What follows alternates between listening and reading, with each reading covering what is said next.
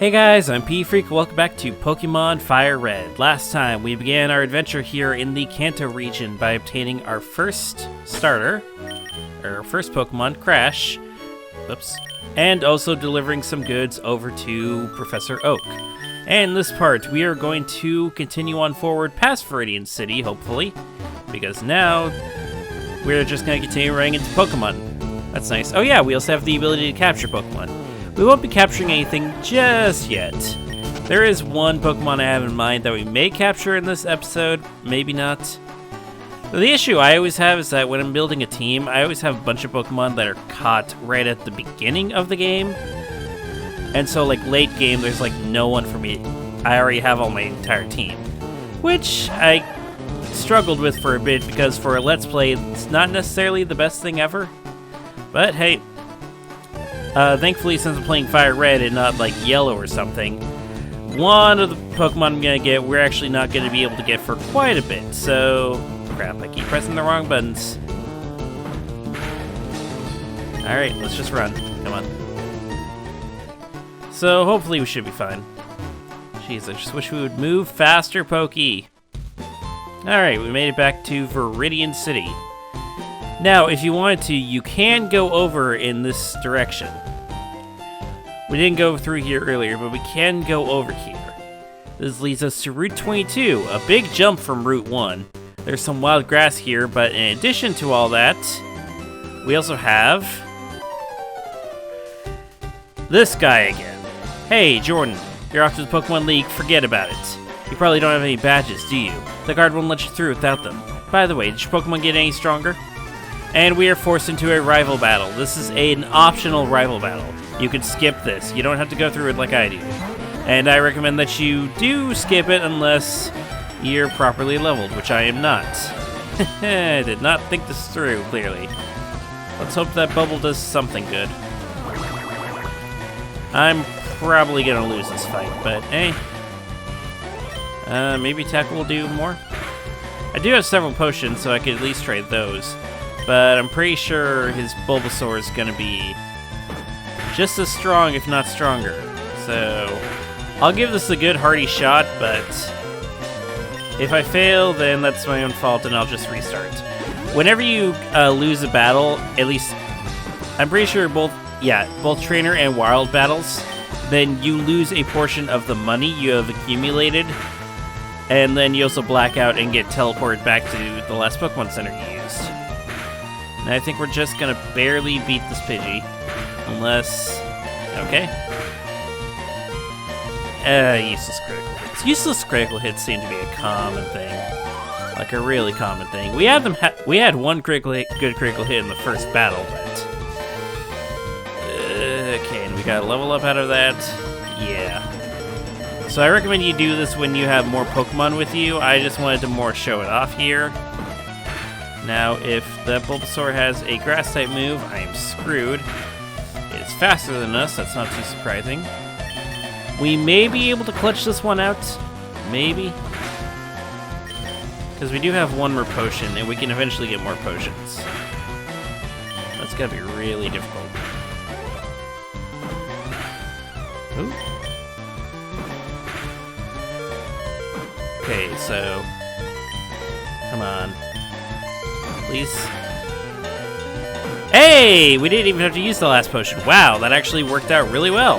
And we got 2 level ups off of that. Nice. I will take that. Yeah, I know using... you just lucked out. I know a lot of people think using items in battle is not really, I don't know, fair, but NPC trainers use it in their battles, specifically bosses, so... I heard the Pokemon League is crawling with tough trainers. I had to figure out how to get past them.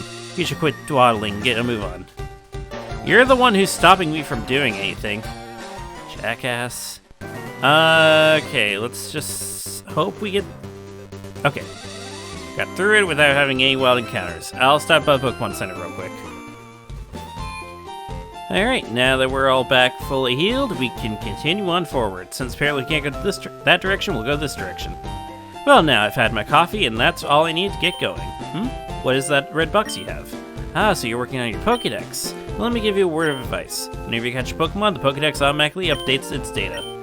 You don't know how to catch Pokemon? I suppose I'd better show you then. And he shows us without us really deciding whether or not. But this is the tutorial on showing us how to catch Pokemon in case you don't know.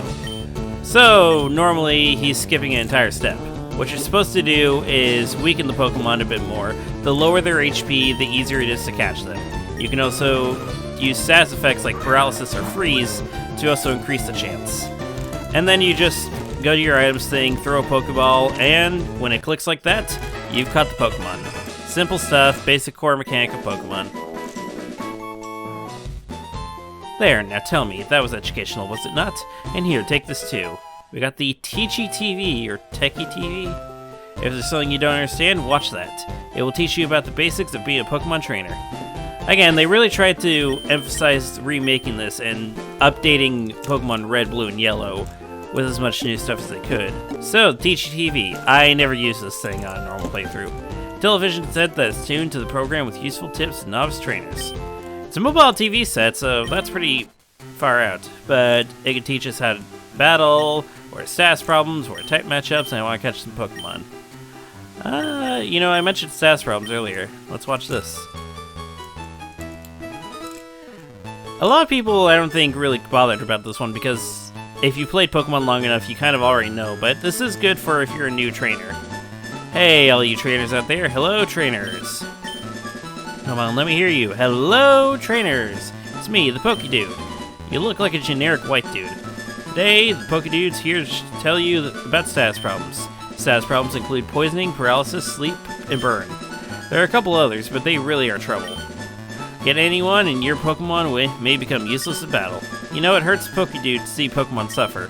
So what should you do if your Pokemon gets a status problem? Well, you've got me to show you. Alrighty, here goes. Keep your eyes glued to the Super Pokedude show.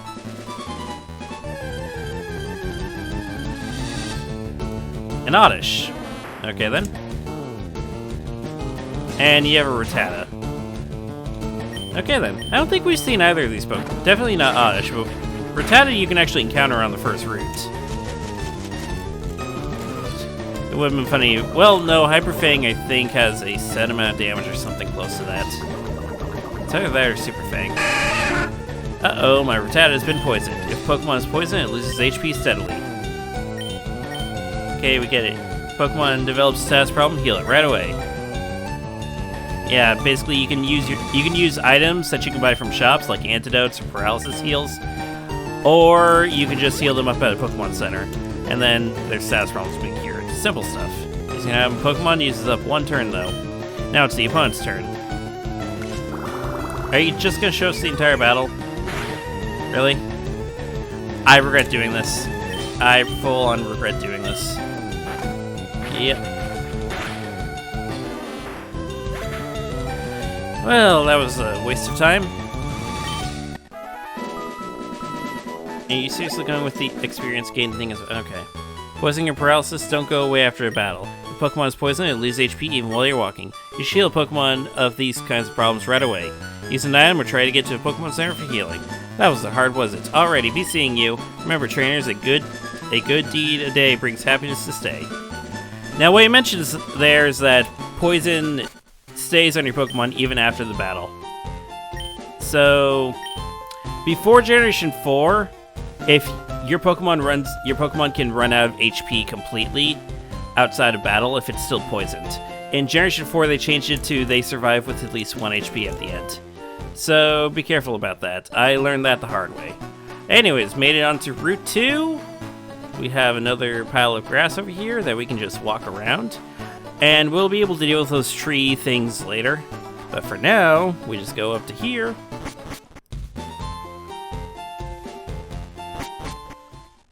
And welcome to our first dungeon, the Viridian Forest. I came here with some friends to catch us some bug Pokemon. They're all itching to get into some Pokemon battles. Which reminds me, we have a bunch of battles going on within our first dungeon already. They're going to be mostly bug types, so if you have Charmander, this is easy cakewalk for you. Bug types are known to be like super strong early game because they level up and evolve so quickly, but then late game they fall off really badly.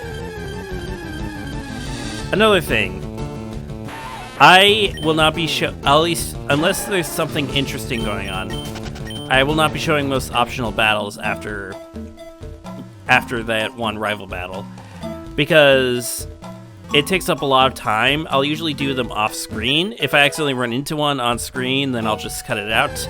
But I will be showing at least as many required battles as I can remember to show. Now, if you're wondering why I'm walking around the grass randomly and keep hitting the wrong buttons again, well, we did that much damage, we might as well just finish this thing off. There is, as I said, a Pokemon I actually want to encounter here. Now, if you could just please get out of the way. And I want to encounter this Pokemon before I go moving forward, because I'd rather catch Pokemon at the earliest point possible before we run into any trainers. And it's going to take a while, so I'll be right back. Okay, Jesus Christ. God, I'm getting flashbacks to when I tried to catch freaking Zigzagoon. This was who I was looking for. Pikachu, otherwise known as the most recognizable Pokemon because they are the Pokemon mascot. I don't like this thing as much because of that. I do like its evolution though, so we are going to use it as our first party member besides Crash. And why does this take me so long? Pikachu has a 5% encounter rate here. And please note that Metapod also has a 5% encounter rate in Fire Red. And I found 2 of those before I found even one Pikachu. So, if we go over to the Pokeballs bag and try to use Pokeball Lines, hopefully it catches. Okay, maybe one more bubble.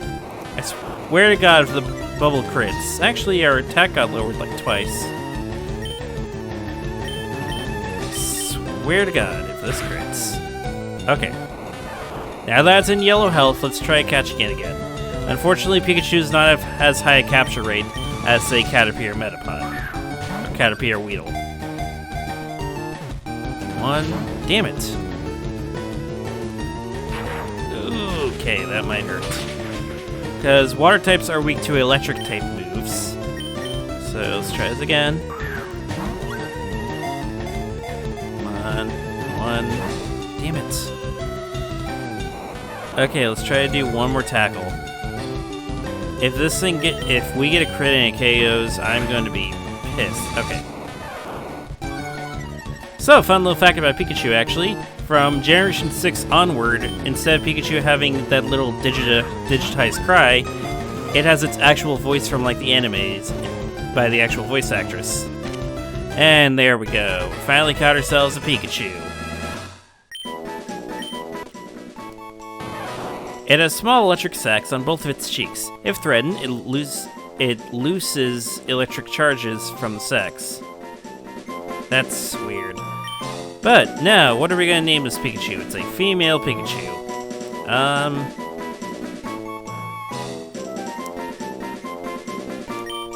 Pikachus are mice, so I'm gonna name it Rhett.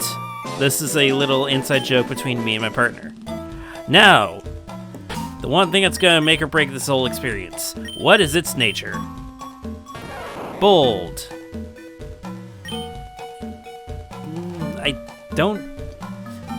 I think that raises defense or something like that. Give me a second. Okay, I was correct. It raises defense and lowers physical attack, which is fine because Pikachu is, once again, a special attacker, so I'll take that. I'm not trying to go for the perfect nature here or anything. I'm just trying to go for a nature that's not going to completely screw me at the end of the game. Anyways, now that we got that taken care of... sorry about that. That's going to be it now. I'm just kidding. Like, it says 20 minutes or something, 24 minutes on my recording thing right now, but I've only been recording, like, actual footage for 10, so... we still have some stuff we're going to be doing. I'm going to heal up real quick, and I'll meet you back in Viridian Forest. Okay, now that we're back in Viridian Forest, one thing you might have noticed already, if anyone really cares to notice, is that this game is not as story-intensive as, say, Pokemon Sword and Shield, where there we had Hop constantly bothering us every few seconds. But no, the original games were not as story-intensive, focused more on the gameplay than the actual story. This does have a bit more story than the Generation 1 games, but it's not as much as, say, a Generation 8 game. Don't get me wrong, I enjoy myself a good story from time to time, but a lot of complaints from Generation 8 is that there's a lot of cutscenes. But if you want to see a lot of cutscenes, let's talk about Generation 7 for a second. Oh boy. Alright, let's not actually. I said last time that I was going to stop talking about future generations. Let's hope. Okay. I didn't actually go to the shop yet to get any, like, antidotes. I do recommend you go to the shop and get antidotes and useless crits and paralyzed heals before you enter here. But I'm fighting a couple of these wild battles because, in case you didn't notice, our Pikachu is level 3. And I don't know how long she's gonna last. So I don't think she'll do that well against any trainers in here. Now granted, if we had her while we went over with the rival fight, then she may actually be able to have done something against the Pidgey. Oof. There is one required fight within this, if I remember correctly. Unless they changed it within this generation. But from my knowledge, there is only one required fight, and that's right at the end. You can avoid basically the rest of the trainers here. Alright, and Ret grew to level 4. Nice. And slowly she's catching up to Crash. And another wild Pokemon battle. Okay, I'm actually really excited to fight this one because there are Metapods and Kakunas you can encounter here. I just realized Metapods have 5% encounter, and of course we found 3 of them when we only found 1 Pikachu. For a Mascot, you sure don't want to be found. What's nice is that Metapod and Kakuna only know the move Harden, at least wild ones do. Harden raises physical defense, and Thundershock, being an electric type move, is a special attack. So it does not affect our damage output, which makes them easy grinding things. The second thing is that they're the evolutions of Caterpie and Weedle, and evolutions give out more experience than the base forms. So it's nice to grind on Kakunas and Metapods. This is used in a bunch of challenges as little early game grinding spots. Now again, when I'm not talking about something, I'll usually cut out these optional battles. I just have a lot of information to give. I'm kind of a Pokemon nerd. My original YouTube name was Pokemon Freak 387, so yeah, I know a few things about Pokemon, such as I've captured all 890 Pokemon plus all their alternate forms. So yeah, you could say I really love this series. You could also say I really hate the series, in which case you'd probably be a bit wrong. Is there anything over here? No, I think this is just the way for us to go. So what's up on top then? Alright, let's see. I think there might be a trainer up here, but I'm also checking to see if there's an item. So there is a trainer. It's a spinner. Spinners flip between several different directions, and if you're lucky, you can just walk right by them. No, it doesn't seem like there's anything over here. There might be a few hidden items. Not all items you're going to find in Pokemon games you can just see blatantly. Some of them are hidden in the ground and don't have a sprite, and you kind of have to guess. Or we do get an item later on that actually helps you find them a bit more. Another big difference between this game and the future generations, at least for Generation 8, is that the wild battles here are rampant. Unlike Generation 8, where you could actually see where all the Pokemon were and easily avoid them that way, you can't tell whether or not you're going to run into a wild Pokemon here, just from the overworld. You just have to walk through the grass and hope you don't encounter one. It's kind of a pain in the ass, really. But that's the original Pokemon games for you, at least. That's how it was at least till Generation... I want to say at least till actually Pikachu and Eevee, so technically Generation 7, late Generation 7. There's a lot of debate as to whether Pokemon Let's Go Pikachu and Let's Go Eevee are... Well, first of all, they're remakes of Pokemon Yellow. But there's debate as to whether they're 7th generation or 8th generation games. I consider them 7th generation games, personally. Alright, it's going to be our last potion until we get to the next town. No. Rhett doesn't really need it right now, so... That over there is the only trainer we are required to battle, so if we can make it through... Okay, are there any items over here? Yes, there is. Good thing I checked. We have another potion. Okay. We have one more potion to help us at least till we get to the next town. And immediately run into a Pokemon when you step in the first patch of grass. That's a common thing in Pokemon games. I don't know whether it's specifically programmed to be like that or whatever. It's just... Alright. I think Red leveled up enough. Hey, wait up. What's the hurry? Why the rush? Because I don't want to battle you right now. Again, I will off-screen battle all the trainers I skipped here. best to battle them as soon as you can, because otherwise you're going to get overpowered, and then there's experience is just kind of worthless. Okay, level 9 Weedle. Rhett might be able to make it through this, especially if he just keeps using string shots. Now, Rhett is a fast Pokemon, being an electric type, but even 2 speed-lowering moves can still make it really slow.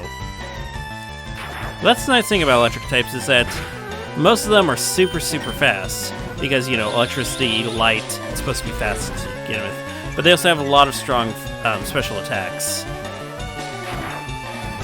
I get why a lot of people like electric-type Pokemon because of that, and I guess, by extension, a lot of people like Pikachu, but Pikachu also is just everyone's, it's the mascot of Pokemon.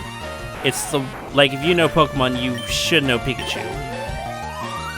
At least. Oh, that was your only Pokemon. I give, you're too good at this. Alright, I thought you had another Pokemon with you, but nope. Alright, and with that, that's the end of the dungeon. We didn't really talk to any of the people in the earlier house. Have you noticed the skinny trees on the roadside? They can be cut down by a special Pokemon move right here. Many Pokemon live only in forests and caves. You need to be persistent and look everywhere to get different kinds. Do you know the evolution cancel technique? When a Pokemon is evolving, you can stop the process. It's a technique for raising Pokemon the way they are. She brings up actually something very interesting.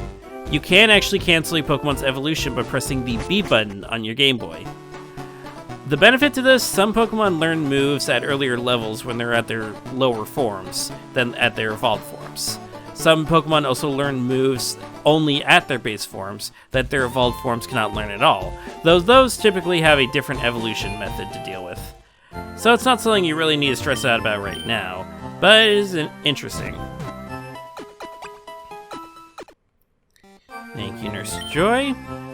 At least I think Nurse Joy. She doesn't get an official name here, only in the anime. So how'd they come up with Joy? That's a fair question. Alright. Hey, didn't we see you earlier? Did you check out the museum? What museum? Really? You absolutely have to go. Oh, and you're just dragging me over there. Okay, I guess I'm forced to do this now.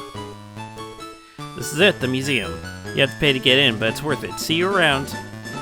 I think I'll check that out later, honestly. Not in the mood to go, well, see a boring museum right now. What's over in this direction? You're a trainer, right? Brock's looking for new challengers. Follow me. And again, we don't even get it. God, you guys are so pushy. Can't you just let me go around wherever I want to? Well, I guess we don't have much of a choice. And all this music's all cheerful, trying to make you feel like you're not being held against your will. If you have the right stuff, go take on Brock. But he does bring us to a good point. This is a Pokemon gym. You may have paid attention earlier about how Blue was talking about how you had to get into the Pokemon League by collecting badges. This is where you collect them. You need to collect 8 badges. There are 8 gyms scattered around the region, and you need to collect them all before you can go take on Pokemon League, known as the strongest trainers in the region. But we're going to do that some other time. We've done enough. We caught a new Pokemon, made it through Viridian Forest, learned how to catch, learned about stats moves, and a whole bunch of other stuff. So, that'll be it for this part. If you like what I do, subscribe to my channel, consider supporting me on Patreon, and follow me on all my social media links. All that will be in the description. I'll see you all next time where we go take on Brock in our first gym battle. I'll see you all then.